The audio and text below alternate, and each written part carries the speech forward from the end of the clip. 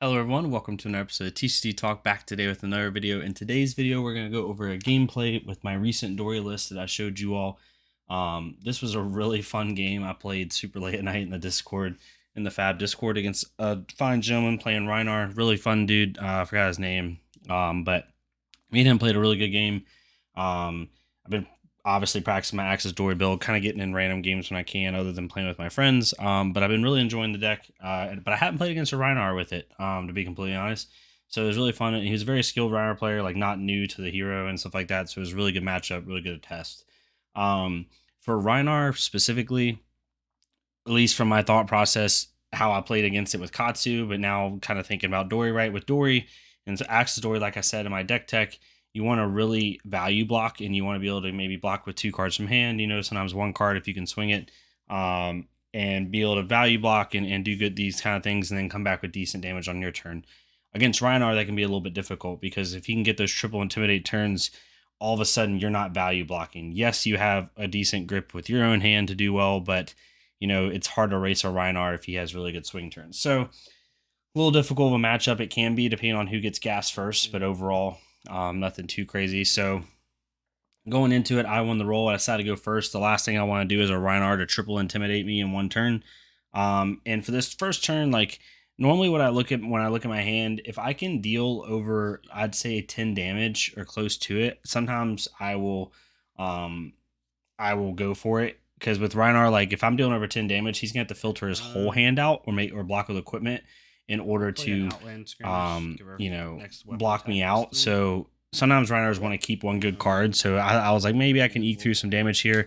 So I play an Outland Skirmish into a Hatchet of Body. I have a Spill Blood in hand, and so pausing it really fast, for anyone that's not aware, Outland Skirmish gives your attack +3 but not go again. And then, or I may have had a Blade Runner, but then here we'll go ahead and play the rest of the turn out. So I'm attacking for 5 here, right? And what I'm trying to get him to do is basically block with 2 cards from hand. So then I can come in with a really big attack my next turn, or my next chain link, and then play it out. So I play a Blade Runner here, actually, not Spill Blood. Sorry, this was the game before I did the Spill Blood. But I end up, yeah, it was a Blade Runner into a hit and run. So my next attack's gonna be now getting +5, and then it's already coming in for 3, so now it's coming in for 8.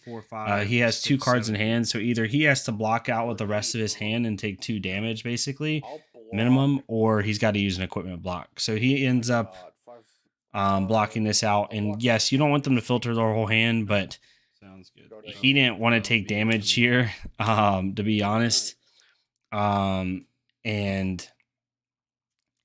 now I forced him. He had a barraging beatdown hand, which is good that I got rid of that. So either he had to, keep the barraging beatdown and potentially, try to come back with a little bit more, but he would have been dealt like 5-6 damage, or, just block out his whole hand. So right there, dealt 2 damage, got him to filter his entire hand out, a card that he probably wanted to keep in barraging beatdown, and use a skull cap counter, in Scabbies. So not too bad. Again, I could have Arsenal passed there, but I want to try to apply pressure a little bit early, since I could, effectively deal, 13 damage in a turn.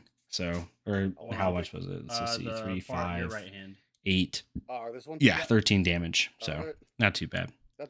So he ends up Wild Ryan here, where he can reveal a card at random. If it's a 6, he can go again. So he gets Wild Ride's Intimidate trigger, and then he will resolve Beast Within's trigger after this. We just did like a random roll for what it was. So he intimidates here, and then he triggers Beast Within, which basically Beast Within's ability, for anyone that's not aware, is you reveal the top card of your deck. If it's a 6 power or more, put it into your hand. If it's not, you lose a life. And you basically keep doing this over and over until you repeat the process. So he revealed a yellow barraging beatdown, so he lost a life. And he revealed 1 more, lost another life, and then he was able to draw eventually. He ended up losing 2 life there after revealing 2. But Wild Ride is coming in for 6 with go again. So now I got to make a decision here on what I'm going to do. I have my Dynamo counter. I have Skull Caps not turned on, though. The problem with Dory, I've noticed somewhat early game, not a problem, but I typically am a little bit ahead in the early game, just because I will value block so well. So I end up blocking with a Spoils War here in my Dynamo for 4. taking 2, and then he comes in with a barraging bighorn. Also a really good attack. Intimidating 1, 2. Ends up intimidating me again. So how much is it coming in for? And at this point, it's no point in blocking, so I just took whatever it was. It's not net positive for me to block at this point. Intimidate all my cards. So I end up just taking the full damage here. And then I could use the claws, but I don't have one more thing, so I will just draw. And at this point, it's like not feeling too great, but still have a 3-card hand, not bad. Again, this is the only crappy thing about Rhinar is if you're not quite hitting like insanely hard, your opponent gets to most time keep 3 or 4 cards in hand. Like you don't even give them a chance to make that decision point. Sure. So even though he dealt 8 damage, I kept 3 cards in hand, which isn't too bad. So I play a red hit and run here and go in with a hatchet of play hatchet here for 2 with go again. Early game, I wasn't hitting like really tall turns. I was just kind of like maintaining status quo. And so since I'm not hitting these tall turns, what I'm trying to do is just chip away, chip. Hit him for 2 or 3. He doesn't want to block that first axe because he knows another one's coming. And then he's coming for a hatchet mine for 3. So I'm only dealing 5 damage. But again, it's similar to Kadachi's with Katsu, where they don't want to really block those like little puny attacks, especially a Rhinar. He doesn't want to commit a card from hand for something like that. So he just takes the 5 here, which tells me he has either a Blood Rush Bellow or an Alpha Rampage. There's no way he's just not going to take that. And as we can see, Blood Rush Bellow. So this is the big turn that he had.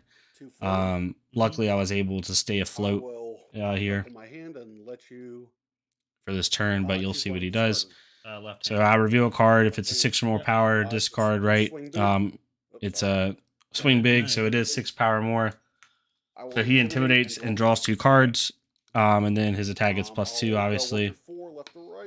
So he ends up intimidating here. It's a number 4. Okay. I believe I have a Steel Blade Shunt in Arsenal, which is really good for me. With a barraging beatdown blue. I effectively just have to. I want to try to keep 2 cards in hand so I can block with 2 on this type of turn. 1, 2, 3, or I could just block with equipment and a Steel Blade Shunt and only take like 2-3 damage, which is what I end up doing. So he ends up doing it again with the barraging beatdown. So now he's intimidated me twice. I have 2 cards in hand with a Steel Blade Shunt in Arsenal. And then he does a pulping, and he gets another trigger. So he intimidates me again. Discarding card at random. Here you go. Just the left hand. This is a good turn for him, obviously, right? Pulping. He could have clawed here. Like, he could have had a couple different lines. I'm not a Rhinar pro, so if anyone has any Rhinar lines that he could have done, please let me know. I'd like to know like what he could have done in this situation, or if this was the right play. I really don't know. I don't know Rhinar's lines enough in order to like analyze what he could have done. Like, that's not fair at all. So he intimidates with 3 cards from hand. We'll pitch to place. So I end up blocking with 3 of my equipment, and then a Steel Blade Shunt blocking with for 9 total. With in the swing, pitching a red in the swing. I wasn't gonna really need that in the swing next turn anyway. I might as well pitch it away because I can go get it later with Singeing Steel Blade if I want to. And so I only end up taking 1 damage off that big of a turn, and I still have a 3-card hand. So totally happy with that. That's one thing I like about Gallantry Gold is it does have that 1 battle worn, so it gets its use case while also still giving me a pretty good ability. Yep, we'll go Tunic to 3. We'll play a blue hit and run here. So I end up tunicking. Now I have 3, so I can, tunic here. I typically like I honestly typically like using tunics either to close out a game with an attack reaction or a Steel Blade Shunt. Is where I like to use them the most. But I end up hit running here, attacking for 2. He blocks immediately from hand, which tells me he doesn't have a good hand. So I attack for 3 here. Block 3 again. And then he blocks again, and I end up arsenaling here. I believe I arsenaled a Rout. Maybe not a Rout. No, it was something else. Rout's later.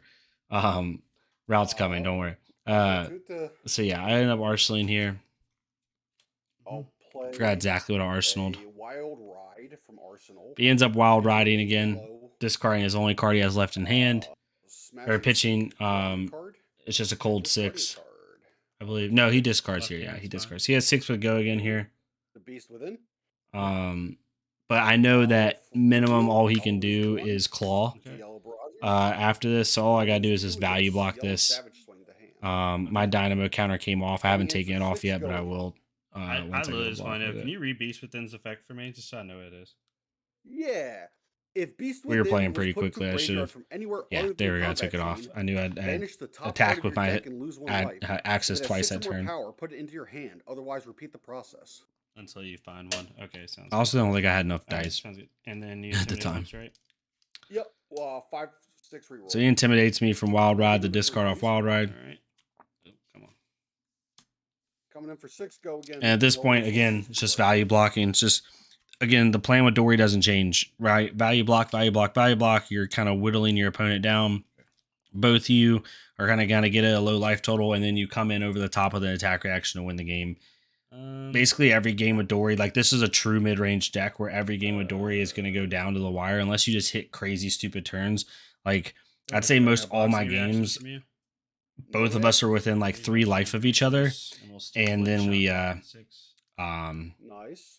and then we like I try to come over the top of an attack reaction. So I end up Steelblade Shunning with my Tunic counter, so I only have to commit a card from hand to block out his entire Wild Ride. Really nice. And then he ended up Mandible Clawing for 3 here. He still has the resources to pay for another claw to give it go again, or with go again. So, you know, I have to be really careful here and not take too much damage because he's only going to come in for 6 probably. But at the same time, I don't want to just take 6 to the face. I know I'm going to be able to get Dynamo counter off next turn anyway, so let's go ahead and block for 1, taking 2, and then block for another 3. So I end up taking 5.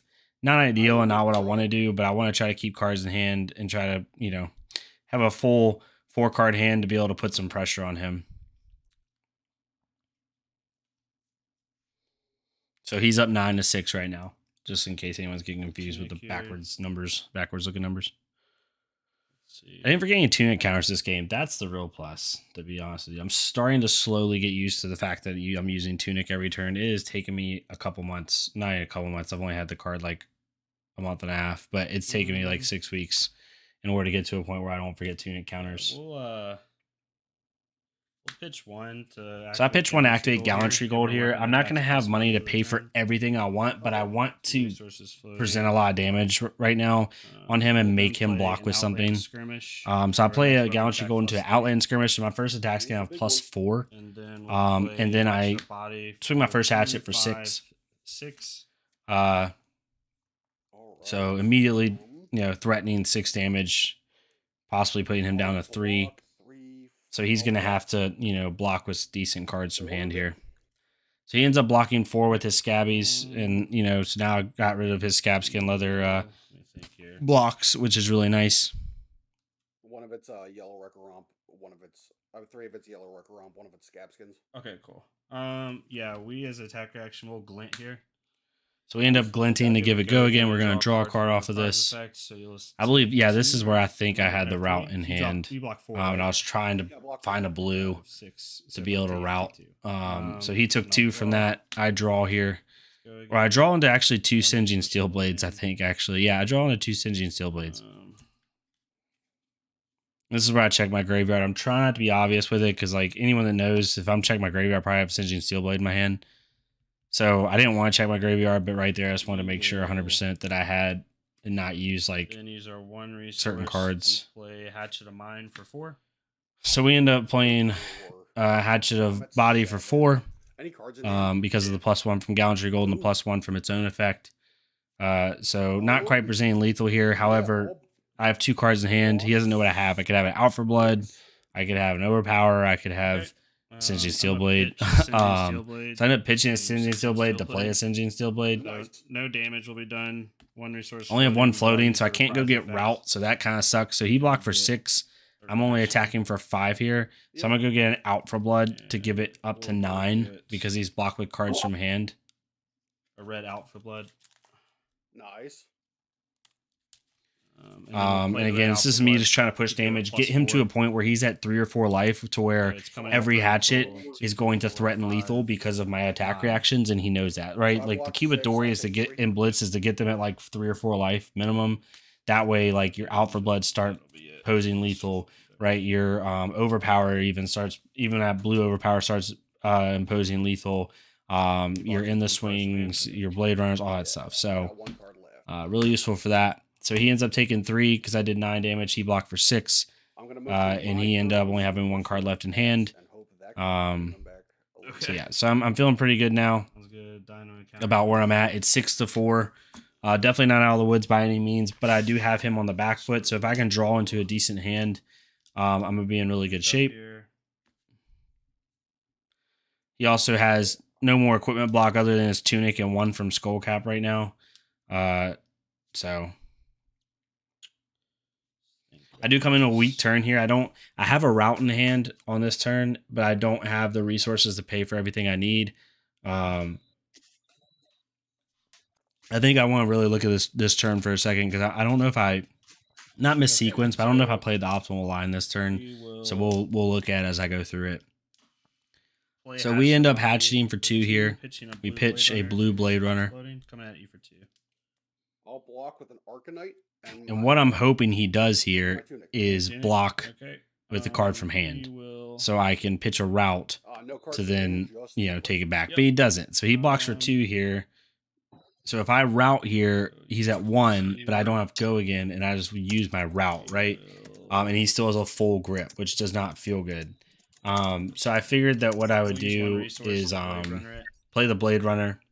Down to 1. Go to 1. Go again, next tech. I need to force cards from his hand, right? I need to force cards from him because I still have 1 resource floating, and I still have 2 cards left in hand. So I want to force him to have to think about that attack reaction and do it correctly. So I end up playing a hit and run here, breaking the chain, and then that breaks the chain. Just turned off. And then the axe stand hit, so I can't use an additional time this turn. Then I use the 1 to play. No resources floating. I think it's +4, I believe.